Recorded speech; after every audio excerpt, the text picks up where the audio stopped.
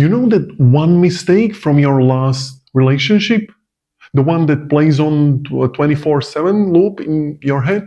The thing you wish you could take back? The words you wish you had swallowed? The move you didn't make? It's a ghost, and it's slowly killing your confidence, making you second guess every single decision you make moving forward. You feel stuck, defined by one failure, and it's draining all your energy. What if the key to erasing that regret wasn't forgetting what you did, but changing how you see the guy who did it? What if getting her back or finding someone even better has zero to do with her and everything to do with you finally forgiving your past self? My name is Matusz, and I know how heavy that cycle feels because I've lived it. My own relationship collapsed under the weight of my mistakes I couldn't stop replaying. The only way I rebuilt it on conscious, secure terms was by learning to forgive the man I was back then. And for the last 8+ years, I have helped clients to do the same through hypnotherapy, breaking shame loops, healing heartbreaks, and reclaiming confidence in love. And in this video, I'm going to give you a powerful technique I call the best friend method. It's a framework for breaking the cycle of self-blame so you can forgive the man you were and start projecting the self-respect and confidence that is impossible to ignore. Stick with me, because this isn't a cheap trick. This is a fundamental rewiring of your internal hard drive. Ready? Let's begin. Before I walk you through it, let me give you 2 quick ways you can go further if you are serious about breaking these old loops forever. If you just need relief fast, grab my free 6-day Panic to Peace reset inside the Love Leaders community. But if you are ready for a deeper reset, you can apply for my 6-week Fresh Start protocol, where I work with you directly to rebuild your confidence and clarity. Both links are waiting in the description, and you can choose what feels right for you. But let us begin. Let's be real. When a relationship ends and you think it was your fault, your mind becomes a courtroom. The problem is you're the prosecutor, the defendant, and the judge. You hit rewind on the same scenes over and over again. This isn't productive. It's a destructive loop called rumination. You think, if only I'd been less needy, if only I hadn't been so insecure, if only I'd realized what I had when I had it. This constant self-flagellation does more than just make you feel like crap. It chains you to a past that is over. It's a psychological prison you built for yourself. Every time you beat yourself up, you reinforce a single belief. I'm the guy who screws things up. And that belief dictates the energy you broadcast to the world right now. It creates an aura of neediness and desperation. It makes you look like someone trying to prove he's worthy instead of someone who just is. And no one finds that attractive. The truth is, you can't win her back. And you can't find a healthy new relationship while you are still serving a sentence for the last one. The cycle of regret becomes a self-fulfilling prophecy. You are so afraid you'll make the same mistakes that you become tentative and insecure, which ultimately pushes people away, proving your negative belief was right all along. Now, here is the core idea you have to get. The way forward is not about getting her to forgive you. It's about you finally forgiving you. Self-forgiveness is the first and most critical step to getting your power back and becoming the man that you and anyone else can respect. It's the switch from self-condemnation to self-compassion. So, how do we do that? It sounds easy, but we know it's not. You can't just look in the mirror and say, I forgive myself. The subconscious part of your brain that's running the old negative software just won't bite. This is where the best friend method comes in. The concept is brutally simple. We are infinitely harder on ourselves than we would ever be on our friends. If your best friend came to you absolutely crushed and told you he'd messed up his relationship, what would you say? Would you call him a failure? a worthless loser? Tell him he's doomed to be alone forever? Of course not. You would listen. You would show some compassion. You would probably say, man, everyone makes mistakes. This one screw up doesn't define who you are. You'd help him find a lesson, tell him to grow from it, and remind him of all his good qualities. You would be his ally. The best friend method is a visualization designed to turn that exact energy inward. It's about becoming your own ally. It's about treating your past self with the same objective kindness you would offer your best friend. This isn't about making excuses for what you did.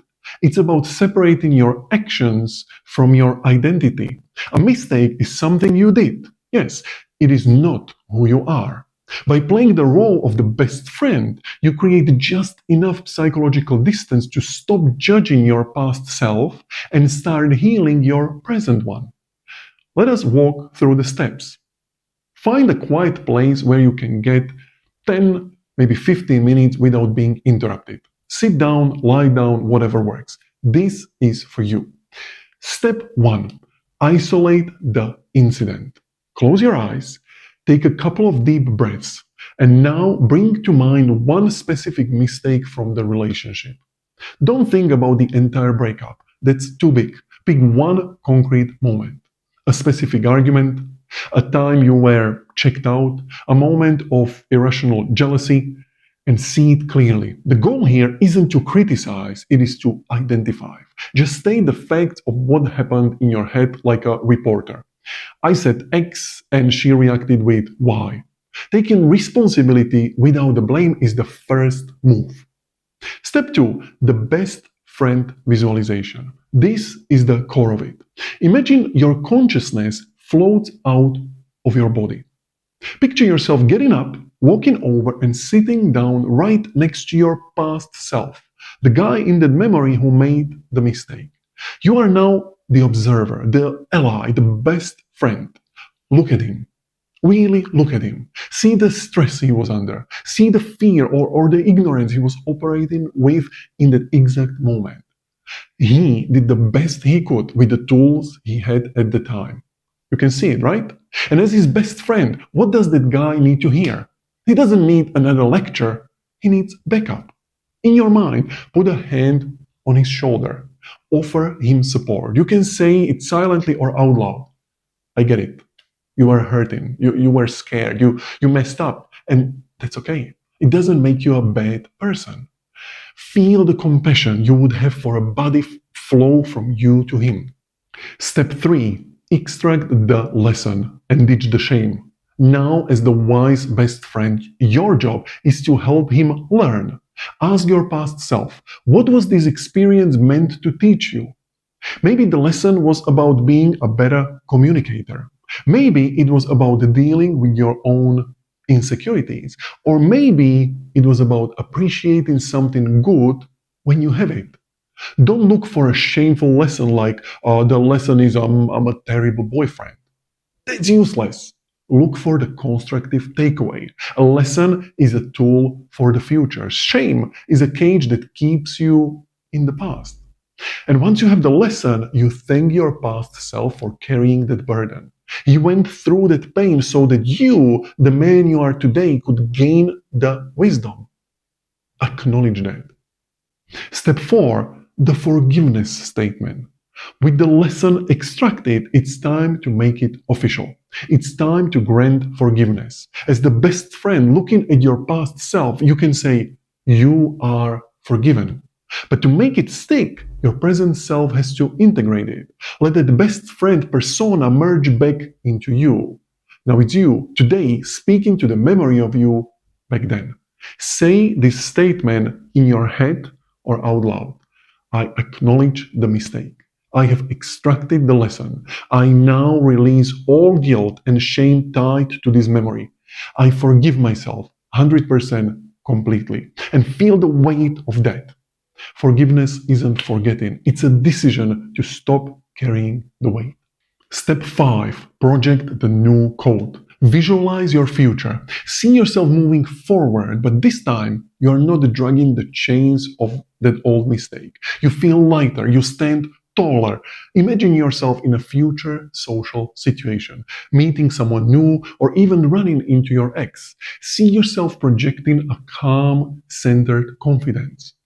You are not broadcasting the needy energy of, I hope you approve of me. You are projecting the quiet power of, I approve of myself.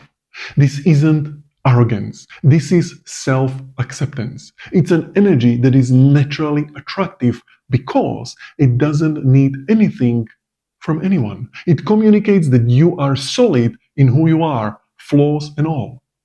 Sit with this feeling for a few moments. This is the new operating system you are installing. The best friend method isn't a magic pill you take once. It's a practice. Rumination is a habit, and you break it by building a new one, the habit of self-compassion.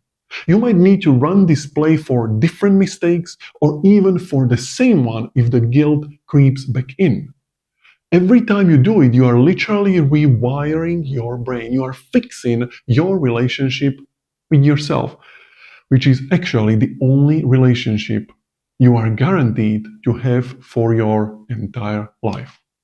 By forgiving yourself, you are not letting yourself off the hook. You are taking responsibility in the most powerful way possible.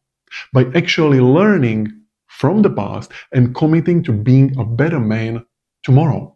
You stop being the villain in your story and become the hero. This process breaks the loop of regret. It builds real confidence from the inside out. And that energy, the energy of a man who has faced his past and chosen to be his own ally, is what the world finds magnetic. You stop trying to prove you are good enough and you accept that you already are. I want you to actually do this. Don't just watch and nod. Find 10 minutes today and run the best friend visualization.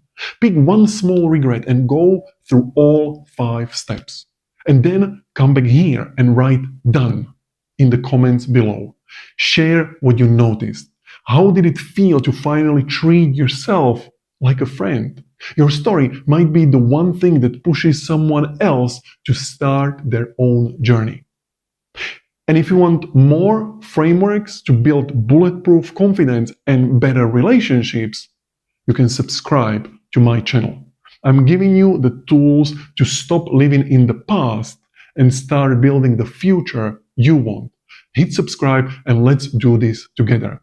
You have the power to change the narrative, starting right now.